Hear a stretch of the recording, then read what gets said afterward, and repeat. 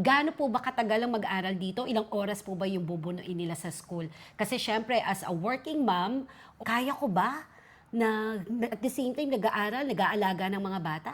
Well, I give you an example. Sa mga university, medyo marami yung mga face-to-face interactions. But would you believe, meron dito mga estudyante na ang kanilang oras ng pag-aaral ay from 5 to 9 p.m. twice a week. And then yung natitira naman would be a face-to-face or online.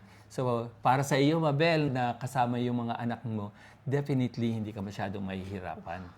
Meron kasama yung pamilya niya at meron pa siyang baby. Actually, ang gobyerno po ng New Zealand ay nagbibigay po ng 20-hour subsidy per week. Say for instance, ang iyong partner ay kasama mo at mayroon kayong mga babies, so may mga anak from 1 to less than 5 years old. Maaari niyo po silang dalhin at mag-avail ng 20-hour subsidy so that the principal applicant who is studying makapag-concentrate naman sa kanyang pag-aaral for at least 20 hours per week. And I think New Zealand is one of the countries na nag-offer nito para sa mga international students.